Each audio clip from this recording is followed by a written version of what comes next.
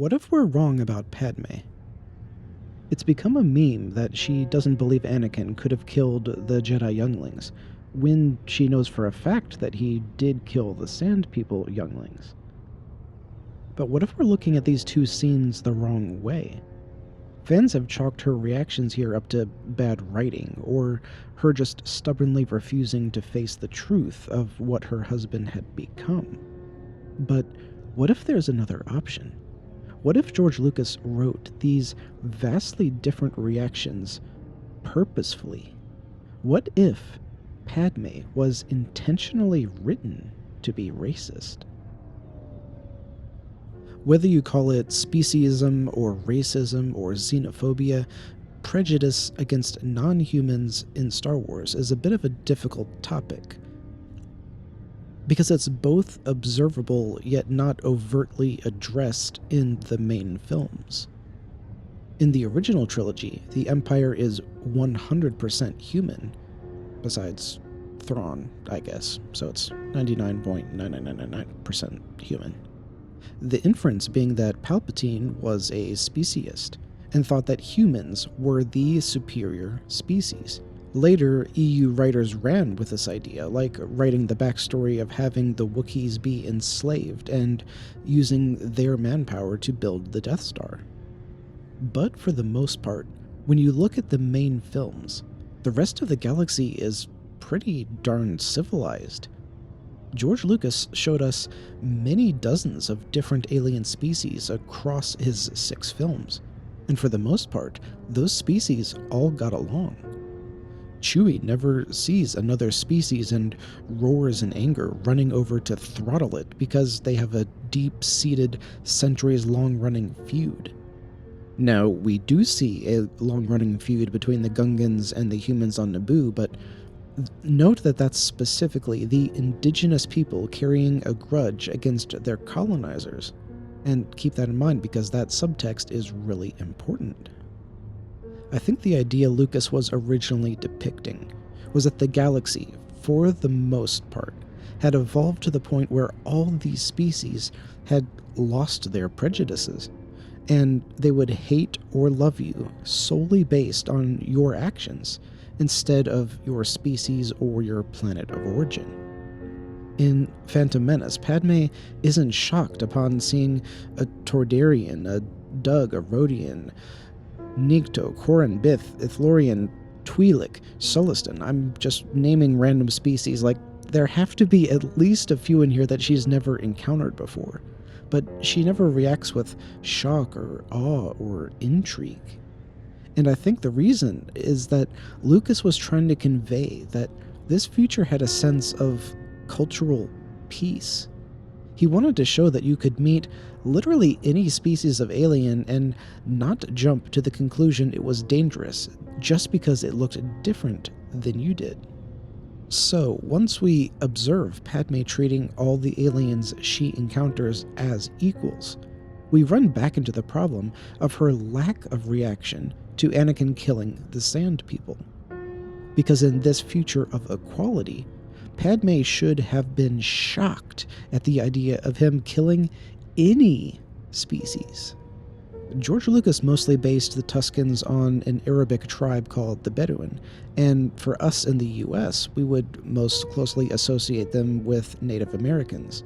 But I think what Lucas really intended was them to be more of a metaphor representing typical prejudice against all indigenous peoples.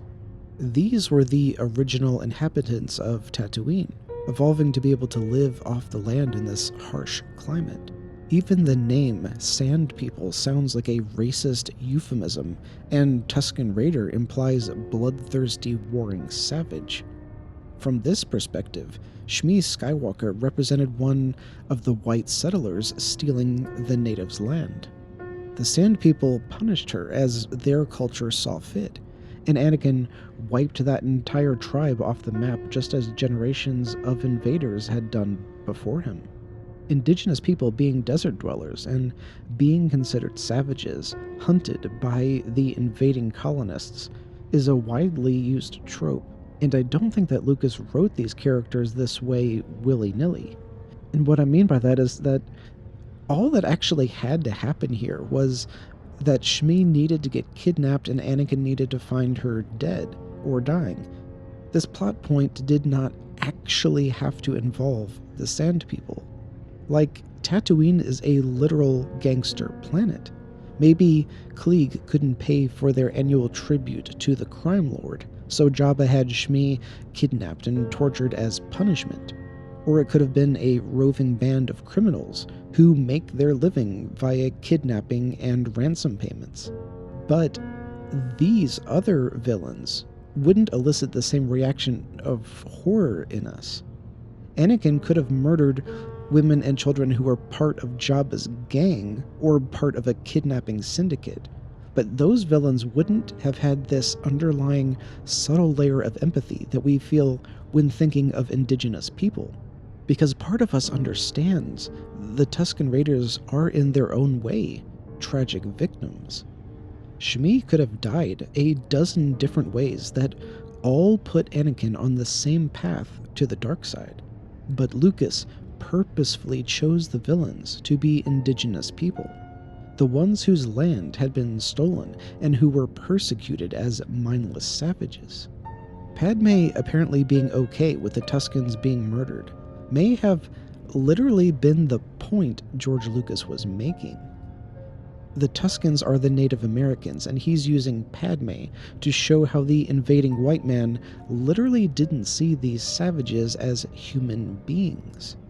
And that idea worked really well. Just look at how many fans directly leaned into what Lucas was showing, defending abuse of the Tuskens, just as our ancestors would have defended abuse of the Native Americans. And again, these ideas weren't an accident.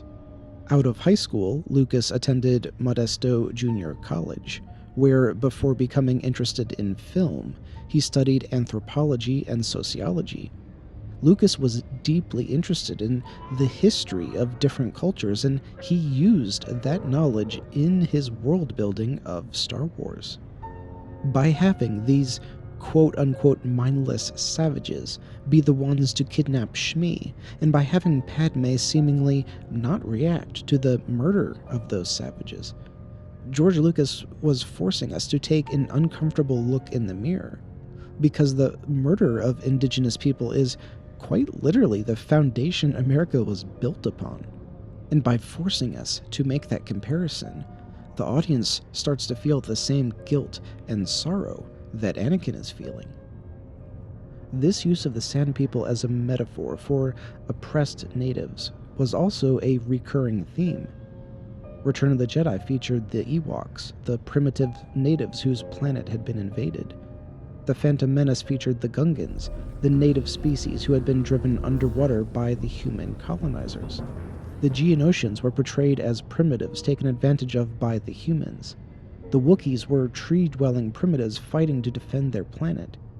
There's even the earlier episodes of the Clone Wars that Lucas was deeply involved with, which dealt with primitive species who were at risk of being subjugated by Dooku's thugs.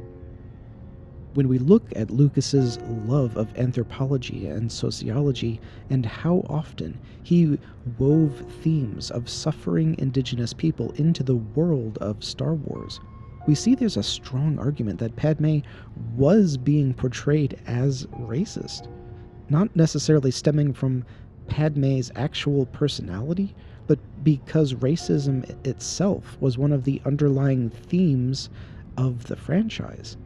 And all that adds subtext to this scene that makes what Anakin did even more tragic. The Sand People only took Shmi because they themselves were lashing out in anger due to their persecution. The racism is exactly what turns this scene from a straight-up revenge murder to a tragedy where both sides were equally innocent and equally guilty. Now, so far we've looked at how the scene supports the idea of Padme having been written prejudiced on purpose. But once we look closer, I found another 6 ways we could read this scene that each give the overall story slightly different nuance. Padme's reaction could be one of self-preservation. In this moment, she has no idea how unstable Anakin actually is. If this were a literal, real-world conversation, telling this man off for murdering women and children is probably the most dangerous thing she could possibly do. If this scene were real, Padme would feel terrified and would want to try to protect herself. She'd try to make him feel understood, feel that his pain was justified. She wouldn't say anything negatively directly to him, but would report him to the officials as soon as she could, as soon as she knows that she would be protected from any reprisals. I mean, think about it. Anakin's a space cop who just murdered a bunch of innocent beings and ruined his entire career, and the only way his life isn't ruined is if Padme is a confidant that he could trust, and if not, she's a witness that can be silenced. From this perspective, Padme's reaction here makes absolute sense. Another way you could read this scene is that her lack of reaction stems entirely from ignorance. For instance, how would you react if I came to you bawling my eyes out because I had gotten angry, and to try to make myself feel better, I killed a whole flock of those loud, annoying Tursiops truncatus? Odds are you wouldn't think anything, because you have zero context of the species I'm referring to. Because I morally chose to kill them and describe them as mindless animals, you would assume that Tursiops truncatus are some species of ant or something non-sentient, and you'd respond to my pain and try to make me feel better. But once you found out more about the species I killed, your perspective would totally shift. In Phantom Menace, Obi-Wan describes Tatooine as small, out of the way, poor. The Trade Federation have no presence there, which also means that the Senate and galactic commerce itself have no presence there. Tatooine is a crime-ridden gangster planet trying to keep itself hidden from the Republic. Diegetically, there is absolutely zero reason that Padme would have any knowledge of Tatooine or its native inhabitants. She would know nothing of the Sand People beyond what Klieg, Owen, Beru, and Anakin told her. She didn't grow up living in fear of them, nor did she know anything of their secret culture that only a small handful of outsiders ever experienced. As far as Padme Amidala was concerned, Shmi had been kidnapped by a literal pack of animals, mindless creatures that had no soul to mourn in their passing. Viewing the scene from this perspective, I think, makes the most sense. She seems concerned and very slightly surprised. Why? Because, think about it, she's been told these animals are vicious, mindless monsters, and now Anakin is having a little mental breakdown, weeping over having killed them, which surprises her. So when she's trying to comfort Anakin in this moment to Padme, Anakin is showing incredible emotional maturity. To her, it appears like he is mourning the sanctity of life, that even though these were mindless, non-sentient creatures, he is tortured at the thought of having killed anything.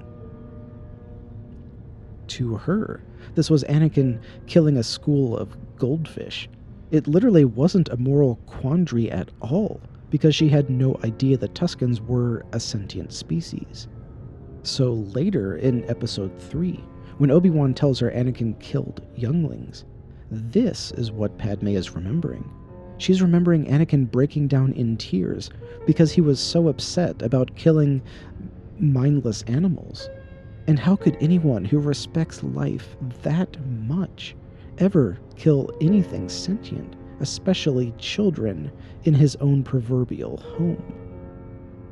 Another way we could read this scene is from a sort of Florence Nightingale syndrome type perspective, meaning he's in pain and her desire to take care of him is getting intermingled with her romantic feelings that she's been resisting for weeks.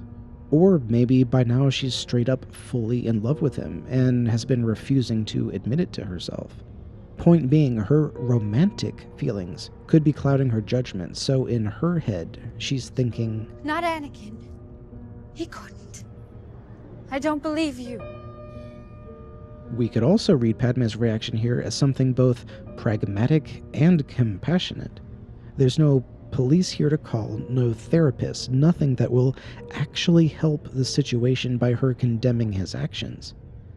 But what she can do is respond to his grief. She sees a young man deeply mourning his mother, and with that, she can empathize. Realize that if this were a book, we could easily know exactly what she's thinking. But as all this is visual storytelling, we have no idea if she's going to ignore this or if she's planning to have him arrested the very second they step back on Coruscant. And I think that's how I would read her if she knew the Tuskens were sentient.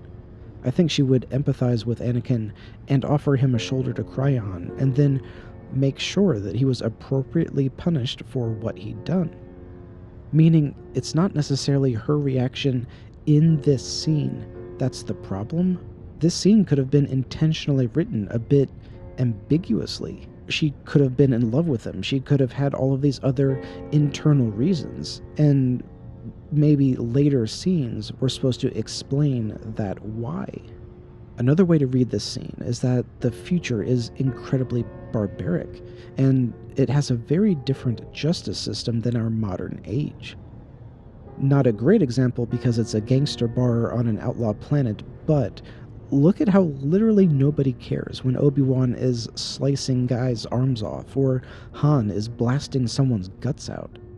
If we combine these scenes with Padme's reaction to the Tuskens, we're left with the reading that this galactic future runs on an updated golden rule.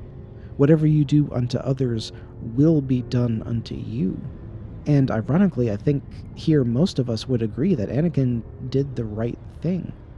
Murderers should be brought to justice, and had he stopped at only killing the specific Tuskens who took Shmi, the issue we're discussing is almost non-existent.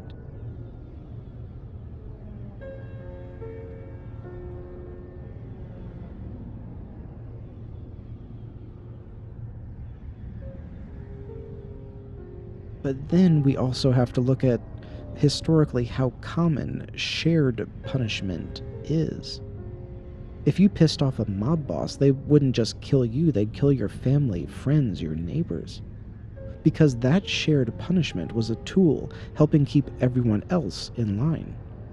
Now, obviously, yes, Anakin's basically a space cop and part of a religion dedicated to doing the right thing. So, as a Jedi, there's no defense here. But I did think it's interesting to consider that had Klieg Lars and his neighbors found this tribe, they very likely would also have slaughtered the entire group. Because for better or worse, that's simply how retribution is handled in this barbaric future. Lastly, I think another way to read this scene stems from a non-diegetic filmmaking point of view. The Tuskens weren't the point. They weren't the point. Lucas could have entirely cut Anakin's reveal about the tribal genocide, because this scene was never about holding him accountable. Padme was not there to hold him accountable. This scene was about his pain, and about Padme seeing that pain and trying her best to comfort him. The smaller problem is there's really no way for her to comfort Anakin while also saying it's okay that he murdered women and children. The larger problem is that the literal lines of dialogue that we're spending so much time looking at don't actually matter. Here's a quote from George Lucas from the book Star Wars: The Making of Episode 1, The Phantom Menace. When I write this script, I hear the movie more in terms of music than I do in terms of sound effects. I can actually hear it in my mind. I pay a lot of attention to the music, even during the early stages of writing. The Star Wars movies are, in essence, silent movies because they are stories that are told visually. And in silent movies, the relationship between image and music is everything. A lot of the story and a lot of the emotion are told through the music. It is one of the most important elements of a film. And in another interview, he says, Star Wars is like a silent movie. You could be 2 years old and not understand anything that's being said, but you understand the movie. I believe half a movie is the sound. The sound is extremely important, but the dialogue is not. So what he's describing here is that he sees these as silent movies with the sound effects, music, and dialogue all combining to create a soundtrack, and the music is the most important storytelling element of that soundtrack, second only to the visuals. To George Lucas, the dialogue isn't mandatory to convey meaning. It is simply one voice in this overall ambiance. So look at this scene again and try to see it as Lucas sees it.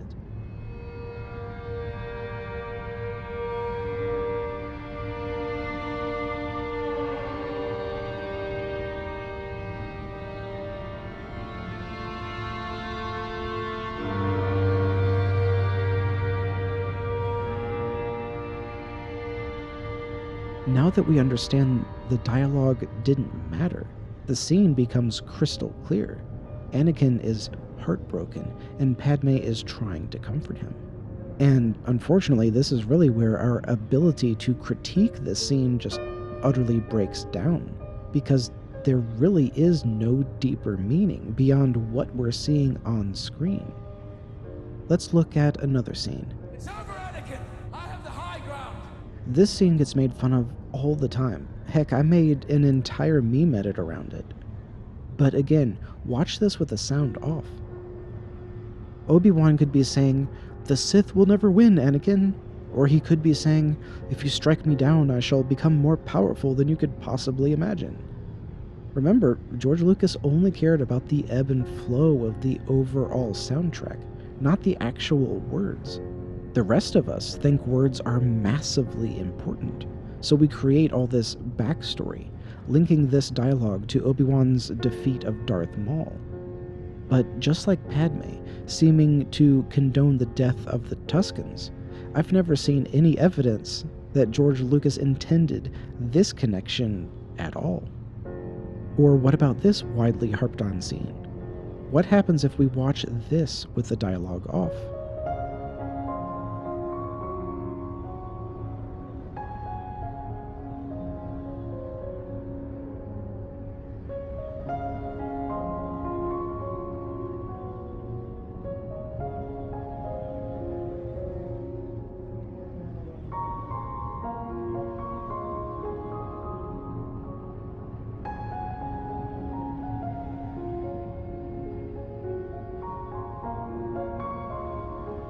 This is how Lucas sees film, as a visual medium supported by music. All his dialogue comes across as a wooden, awkward afterthought, because he sees talking as wooden and awkward and an afterthought. The Star Wars movies are, in essence, silent movies because they are stories that are told visually. The sound is extremely important, but the dialogue is not.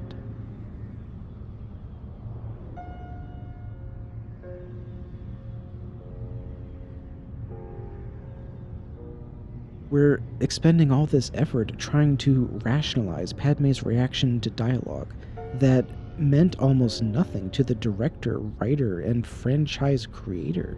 But just because George Lucas doesn't care to explore this dialogue's deeper meaning, that doesn't mean we shouldn't, or that deeper meaning doesn't exist when inferred by the viewer. New canon will be written that continually fleshes out these characters, maybe even changing our current reading of this scene. And future generations of fans will bring new cultural context that will give this scene meaning that today we couldn't even imagine. No matter which reading we go with, it's obvious that Padme's reaction in this scene ends up being pretty problematic.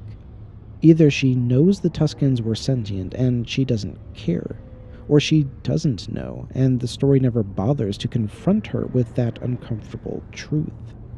I think the easiest fix here is that Padme thinks his reaction is solely a reflection of his grief over his mother, so Padme respectfully never tells anyone about what he did, so she never learns the truth about the Tuskens being sentient.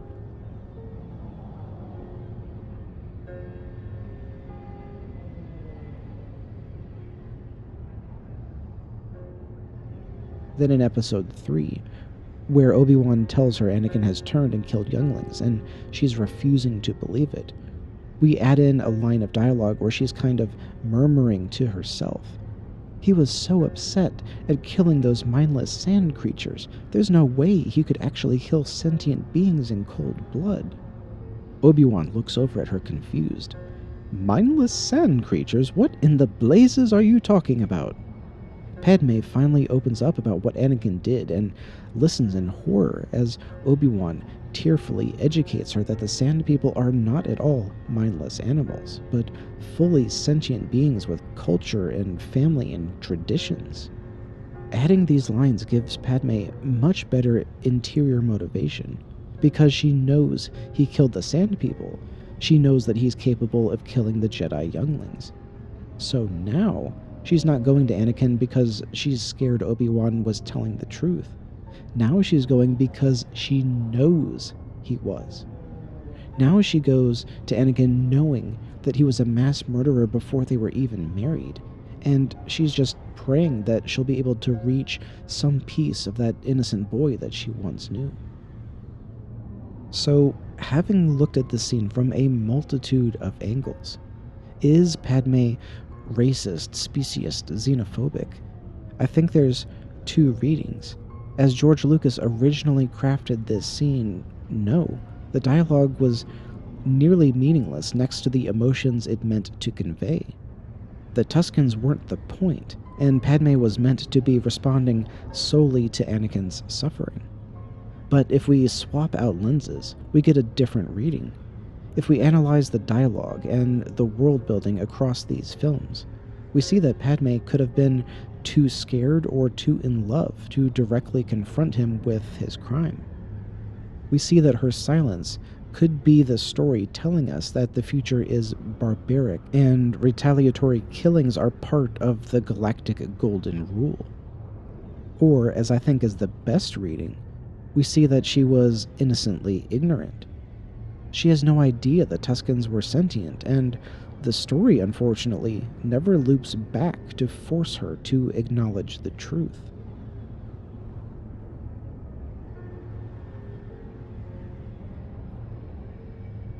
And I think we can take away a couple really nice lessons here. One is that we're too quick to judge based solely off of someone's literal words. So many of us immediately condemning Padme for her silence, when we didn't take the time to try to understand why she might be holding her tongue. When someone upsets us, how often do we jump to criticize without wondering at their why? The lesson here is that the intent is far more important than the words themselves. And secondly, this scene helps show us how prejudiced humans still are. Even in our so-called modern culture, many of us audience members naturally saw these natives as savages who deserve no deeper consideration.